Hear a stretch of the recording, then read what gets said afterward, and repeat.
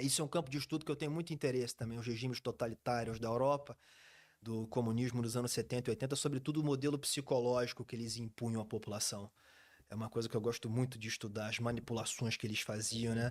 Você ser obrigado a acreditar naquilo que você sabe ser errado, né? A Romênia, eu andei lendo muito sobre a Romênia, por exemplo, nas últimas semanas, e o Ceausescu, em 1981, ele decide fazer um plano para pagar toda a dívida externa do país, né? Então ele decide exportar toda a produção de eletricidade e alimentos da Romênia.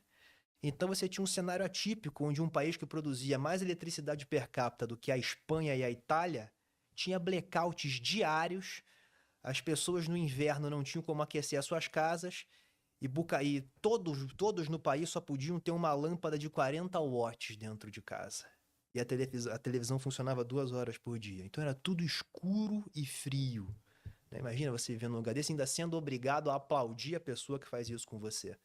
O Ceausescu se inspirou muito na Coreia do Norte, né? Ele fez 2 viagens a Pyongyang em 71 e 78. Aí acabou se inspirando no modelo urbano, social, com Kim Il-sung. Bucareste era uma cidade lindíssima, a Paris dos Balcãs, né, era conhecida. E ele demoliu Bucareste praticamente inteira e a cidade ele construiu blocos de concreto de 10 andares para substituir os bairros. Então você vai a Bucareste, é só aqueles blocos enormes residenciais, retangulares, cinzas, entendeu? No lugar de uma cidade linda.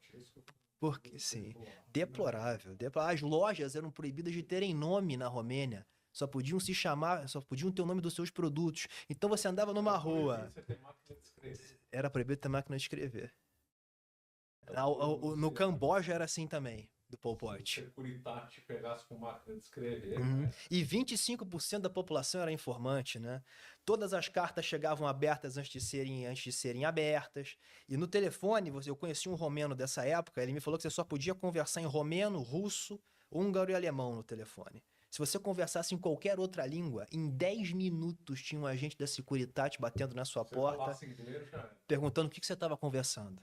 Se você, por exemplo, conversasse com um estrangeiro, você tinha que se reportar à delegacia em 24 horas, senão você ia ser preso. Você estava sempre sendo seguido. Os telefones tinham microfones, diziam que havia câmeras infravermelhas nos hotéis. Era uma coisa impressionante. E 24 horas por dia, todos incensando o governo, né? Ele sim, ele também quis transformar a Romênia à sua imagem e semelhança. E foi, por conta disso, o único ditador a ser derrubado nas revoluções de 89 com violência, Executado na frente né? da televisão.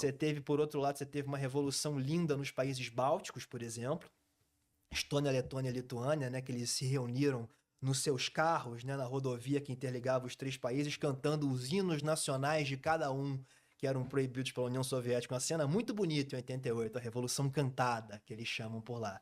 Enquanto na Romênia você teve uma carnificina gigantesca, né, e que foi protagonizada, a Revolução Romena não foi espontânea. Tudo bem, ela teve também o seu caráter orgânico por conta da insatisfação endêmica que o povo romeno tinha com Nicolae Ceausescu.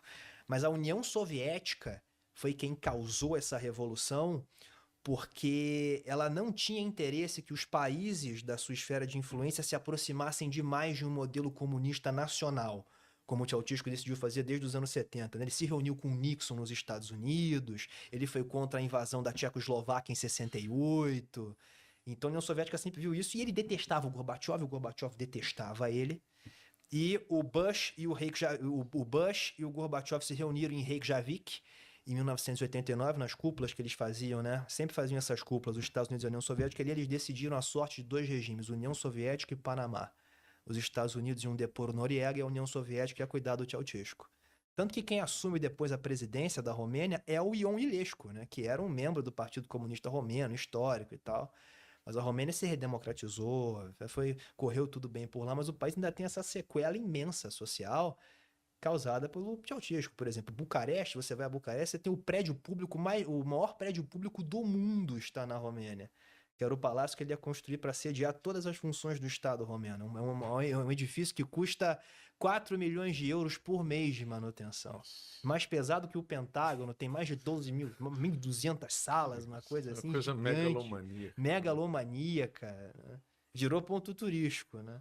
Mas enfim, era uma grande catedral da desverdade, como dizia o Jorge Cartiano, que é um escritor romeno. Os romenos olhavam para aquilo e falavam assim, pô, que coisa inacreditável que nós temos que fingir que acreditamos, né?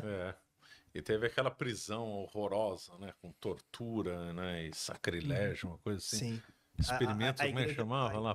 Pletisco, né? Por isso que deu um branco o nome agora. Não, a Revolução Romena, ela começa, né, os movimentos contra o Ceausescu, que ele dizia que eram os hooligans da Romênia. Ele faz um pronunciamento em 21 de dezembro na TV.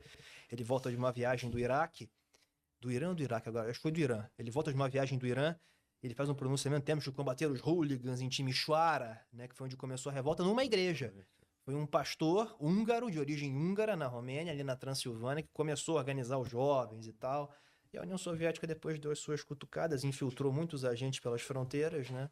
E eles armaram ali aquele movimento inacreditável, ao vivo, num discurso do Ceausescu, que o povo se rebela contra ele, né? Tá no YouTube. Eu já assisti esse vídeo várias vezes no YouTube. Eu gosto muito dessa história. Várias vezes no YouTube, né? Ele falando ali, não, nós estamos aqui. Começa aquele... a TV sai do ar, né? E volta, ele tenta continuar, a claque aplaude, mas mesmo assim, 24 horas ele pega um helicóptero, foge, pousa num lugar lá com a mulher dele, que era pior que ele, inclusive. Helena Ceausescu era pior que ele. E os dois são presos, julgados num rito sumaríssimo lá e são executados. Assim, o único país europeu a terminar com o comunismo com violência foi a Romênia. E é um país profundamente ortodoxo. Eu vi numa pesquisa que mais de 90% dos romenos vão à missa dominical todos os domingos. Impressionante. É a Polônia dos bancos. Né? Porque a Rússia... A Rússia não. A Rússia não. A ortodoxia na Rússia, ela é muito mais propagandista, né, por parte do governo do Putin, né, com toda essa pegada eurasiana. Da Rússia ser a terceira Roma, etc., do que do povo, né? Porque quando você passa 70 anos sobre um regime ateu, isso tem um impacto profundo no espírito das pessoas. Claro. Né? As pessoas se tornam automaticamente mais materialistas. Entende? Eu gosto muito de um canal chamado 1822, né? Que é um canal de entrevistas que os garotos fazem na Rússia. Eles perguntam qual que é a sua religião. A maioria, ateu. Né? Todo mundo fala. Alguns ortodoxos, mas a maioria é ateu. Interessante. As guerras de Stalin foram suas atrocidades. Esse livro prova e documenta isso. Não perca a oportunidade de comprá-lo com excelente desconto. 40% de desconto até o dia 30 de junho. Não perca, hein?